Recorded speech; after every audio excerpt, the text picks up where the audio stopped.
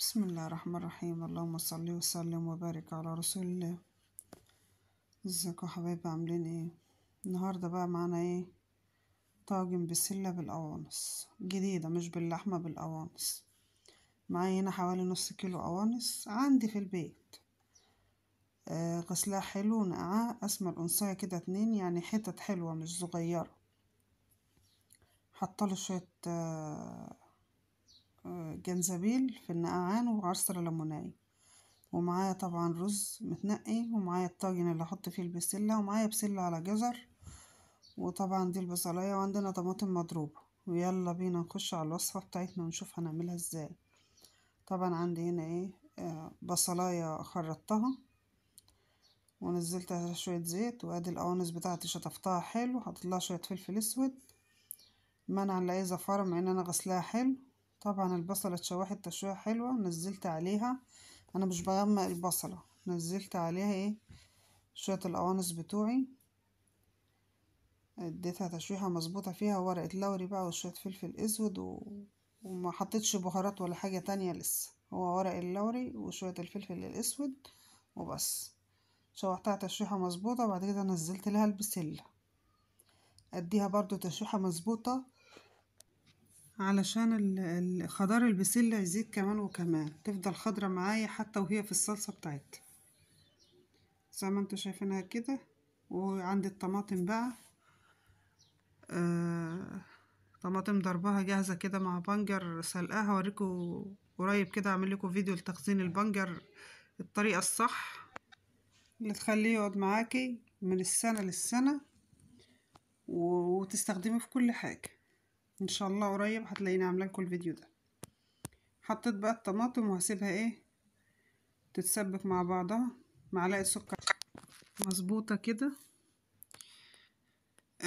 عشان تعادل الحموضة بتاعة الطماطم، وعشان طبخك يبقى مسكر كده وحلو وجميل. وعلى فكرة شايفين بقى الجمال، شايفين بقى لون الطماطم الحلو والتسبيكة الحلوة. على فكرة مش عايزين تدخلوها الفرن، ممكن ما تدخلوهاش، بس انا حبيت ادخلها الفرن لان احنا كده كده كان في خبيز، فطبعا دسيت بقى رز ودخلتها الفرن جنب الرز كده، تديها برضو طعم ونفس. ادي انا برضو لسه يعني مخليها فيها ميه، وبرضو يعني لسه عايزه شويه تسويه صغيرين تكملهم بقى في الفرن. الطاجن الجميل بتاعنا ده وبرام الرز كمان معاه. وكان الفرن بقى ايه، بنسموها عندنا رد خبيز، يعني مكان الخبيز بيخلي نفس الاكل حلو. شايفين الاكل، شايفين الفرن، مش مفيش نار بس، بص مزيكا. شايفين الجمال، شايفين البكبكه بتاعت البسله، وكده طلعناها من الفرن. شايفين بقى الحرف بتاعها، يعني حاجة ما شاء الله، ومش قادرة اقول لكم الطعم بتاعها كان عامل ازاي، ولا بقى لحمة ولا حاجة بسيطة، ممكن تشتري نص كيلو قوانص تعمليها بيه، وتدي طعم وريحة للأكل بتاعك. بلاش كبدة على البسلة، بلاش كبدة، كبدة بتستعمل كده لوحدها، انما بلاش كبدة على البسلة. انا بوريكم بس حتت القوانص كده، هي دي كانت قوانص بط على فراخ، انا بحوشها كده وبحب ادخلها في الاكل كده، تدي طعم للاكل لان هي مفيدة. وده الرز بتاعنا اهو، جرام رز مظبوط. يلا بقى نغرف لنا شوية كده في الطبق عشان نوريكم برضو.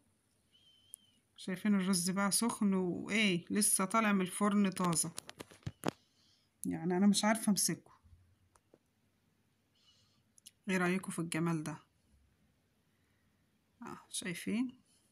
ايه رأيكم؟ والحباية بحبايتها كده، رز معمر ماشي، رز مدسوس ماشي.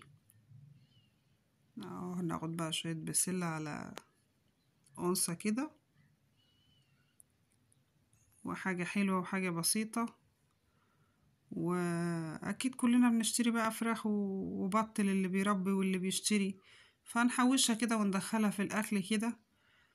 يعني الأنثية ديت ممكن تتاكل كده من غير ايه، يعني حاف كده، فأنا لا، أنا أدخلها كده في الأكل تديني طعم ويبقى حاجة حلوة عملناها. أنا شخصيا بحبها، بحب الأنثى. شايفين الجمال؟ وكده خلصنا الاكل بتاعنا. ادعمونا باللايكات والاشتراكات، وياريت تشاهدوا الفيديو للاخر وتقولوا رأيكم اكلنا بيعجبكم ولا لأ. حبايبنا ومتابعينا ومتابعين ام حبيبة كامل،